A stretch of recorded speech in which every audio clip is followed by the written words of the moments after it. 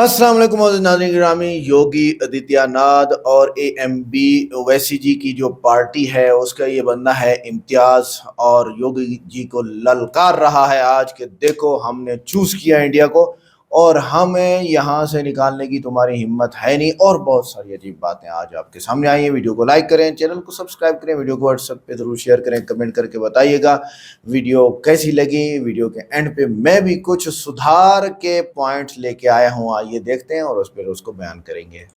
हिंदुस्तान के मुसलमानों के बारे में कहा जाता है, सुबह आते वक्त किसी ने मुझे उत्तर प्रदेश के मुख्यमंत्री योगी आदित्यनाथ का एक वीडियो भेजा जिसमें वो बोल रहा है कि हिंदुस्तान के मुसलमानों, कटोरा उठाओ और यहां से पाकिस्तान चले जाओ। ये योगी आदित्यनाथ का बयान है। काम की बात करने से पहले योगी, पहले तेरा हिसाब चुकाता करता हूं। ढाका के नौजवानों की तरफ से ढाका के तमाम मुसलमानों के, दलितों के, राजपूत समाज के, सिखों के, क्रिश्चियंस के, सभी जाति धर्म के लोगों की तरफ से योगी आदित्यनाथ एक बात कान खोलकर सुन ले। ये मुल्क जितना हिंदुओं का है, ये मुल्क जितना दलितों का है, ये मुल्क जितना राजपूतों का है, जितना सिखों का है, उतना ही मुसलमानों का है। और तुझे जो भाषा समझ में आती है उस भाषा में अब सुन, और तुम भी सुनो।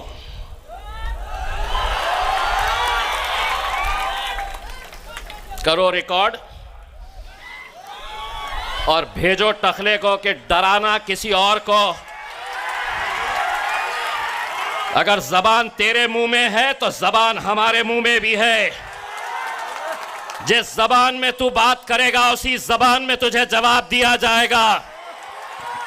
तो मुझे कहता है ये जमीन मेरी है, इस मुल्क के अंदर हम पैदा हुए हैं।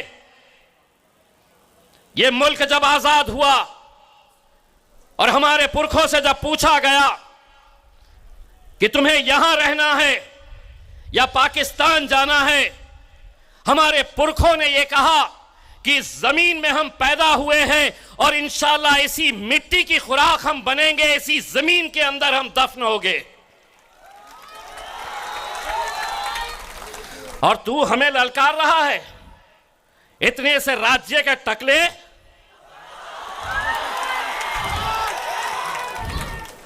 पाकिस्तान चले जाओ, मैं आधा कहूंगा आधा तुमने कहना। ए योगी, ये मुल्क तेरे, ये मुल्क तेरे। आधा मेरे ऊपर करो, आधा उधर करो।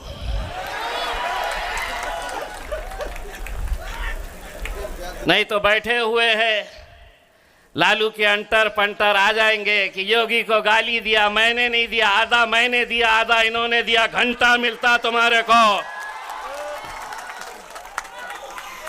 नहीं तो बोलेंगे भड़काऊ भाषण करके गया। मैं क्या करा? मैंने आधा करा। मैंने सुनो,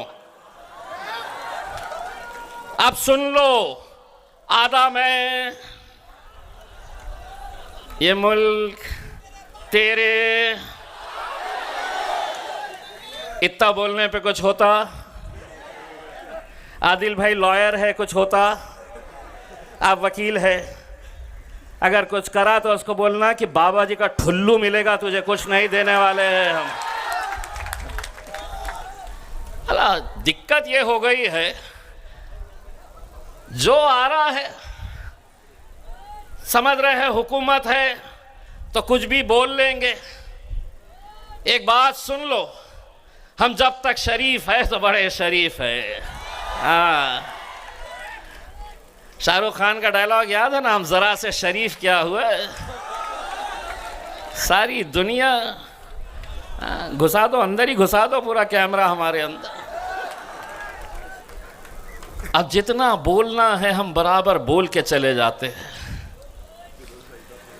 और ये मीडिया वाले रिवाइंड फॉरवर्ड करके ढूंढते रहते हैं कहाँ पे कहीं मिलता क्या, केस बनता है क्या करके। कहीं नहीं बनता। हमको समझ में आ गया है और हमने इनके साथ एक ऐसा रिश्ता बना दिया है, ऐसा रिश्ता बनाया है, अगर हम यहाँ पे गूंगे बनकर भी अगर खड़े रहे, हम उनको सिर्फ इशारा करें, करके बताओ, समझ में आ गया उनको कि 25 तारीख के दिन उनको सिर्फ पतंग के ऊपर मोहर लगाने की है करके। मैं कल रात में आप ही के इलाके से गुजर रहा था, सामने किसी और कैंडिडेट की एक रैली जा रही थी, गाड़ियों में लोग बैठे हुए थे, उसमें कुछ मुसलमान भी नज़र आए मुझे। उन्हें देखकर मुझे ऐसा लगा कि उन्हें गाड़ी से खींचकर उनसे एक सवाल करूं कि कब तक ऐरे गैरों की दलाली करते रहोगे, कब तक ऐरे गैरों के तलवे चाटते रहोगे। इतने सालों तक, 75 सालों तक हमने क्या किया? महफिलें उनकी सस्ती थी, हमारा काम क्या था? तो हम सामने आकर बैठते थे, सारी नेता मंडली स्टेज के ऊपर बैठे रहती थी। हमने क्या काम किया 75 साल? जिस तरह शादी की बारात जो निकलती है, दूल्हा कभी लालू बनता था, कभी नीतीश बनता था, कभी शरद पवार बनता था, कभी राहुल गांधी बनता था, 10 साल से मोदी बना हुआ है। और हमारा काम क्या था? हम बारातियों की तरह इनके घोड़ी के सामने नाचना। लेकिन असद साहब ने अब एक पैगाम भेजा है कि बहुत हो गया हमारा, अब घोड़ी भी हमारी होगी, दूल्हे भी हम ही बनेंगे। इस बार दूल्हा किसको बनाना है? राणा भाई शादी हुई भी है ना, यही ससुराल है, यही ससुराल है, ढाका की ससुराल है। भाभी जी मैं प्रणाम, मैं माफी के साथ आपको ये कह रहा हूं, दूल्हा मतलब सही दूल्हा नहीं बनाना है, इन्हें सिर्फ घोड़ी पर चढ़ाकर इन्हें दिल्ली तक पहुंचाने का है करते।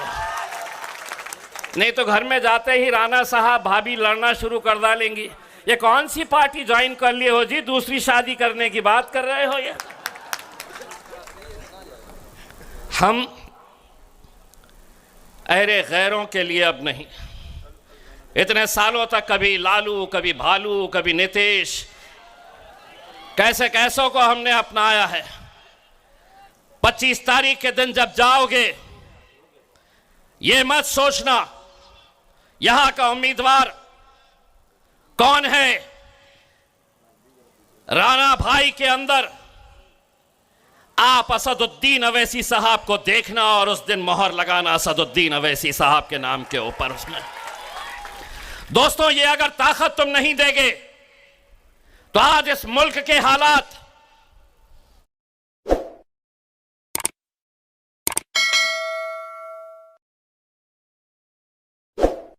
तो नाज़रीन गिरामी, यहाँ पर जो बातें मैं लेके आया हूँ वो ये है कि देखो, एक दूसरे की कुर्सी हिलाने से अवाम का फ़ायदा होने वाला नहीं है। आप अवाम से इलेक्शन में वोट लेते हैं ना कि हम आपके फ़ायदे के लिए आ रहे हैं, इसमें फ़ायदा नहीं है। मैं एक छोटी सी एग्जांपल दूंगा आपको जिसमें अवाम का कितना नुकसान होता है। आप रोड बनाते हैं, आप एक स्ट्रीट के अंदर जाते हैं, वहाँ की गलियों में जो है वो रोड बनाते हैं, फिर अगली बार बनाते हैं, फिर अगली बार बनाते हैं, फिर अगली बार बनाते हैं, वो घर नीचे होते जाते हैं, रोड ऊपर ऊपर ऊपर ऊपर ऊपर। खरबों डॉलर का नुकसान है सब तमाम लोगों का, और वो इंडियन या किसी भी मुल्क की पीपल है, एक आम आदमी सह जाता है। सह, घर बनाना कोई आसान काम है? वो बर्दाश्त कर जाता है। कोई पॉलिसी नहीं है आपके यहाँ, बैठ के यहाँ पॉलिसी बनाओ और यही पॉलिसी पूरी दुनिया में आम करो कि हम रोड्स को ऐसे तरीके से बनाएंगे कि घर नीचे नहीं होंगे, बस बात ही खत्म। तो दरमियान में, अच्छा अब मजहब की बात करते हैं। मुस्लिम हो गए, हिंदू हो गए, दो ही बातें हैं, सीधी सी बात है। मैं मुस्लिम हूँ, मुस्लिम हिंदू की बात करूंगा। आप यहां पर इस्लाम को कुछ नहीं कह सकते, मुसलमान हिंदू मजहब को कुछ नहीं कह सकते, न मंदिर को न बुत को। आप फॉलो करें अपने दीन को, मुस्लिम फॉलो करें अपने दीन को, बात ही खत्म हुई। हर मजहब के मानने वाले को इज्जत देना जरूरी है, मजहब की बुनियाद पर नफरत नहीं, बल्कि भाईचारा बढ़ाया जाए, यह है असल बात। आप मुसलमानों को निकालेंगे, मुसलमान आपको बोलेंगे तेरा बाप कौन रोक सकता है, वो ऐसे बोलेंगे। सरकारी स्कूलों और कॉलेजों के मजबूत करें ताकि हर बच्चा चाहे हिंदू हो या मुसलमान अच्छी तालीम हासिल करे। तालीम दो, मजहब नहीं। स्कूल के अंदर, स्कूल में तालीम दो, मजहब मत दो। मजहब स्कूल के बाहर होगा, स्कूल में नहीं होगा। स्कूल में सिर्फ तालीम होगी। हर शहर और गांव में अस्पताल, दवाइयाँ और डॉक्टर आसानी से दस्तयाब हों ताकि लोग इलाज के लिए परेशान ना हों। हाँ, यह ज़रूरी है।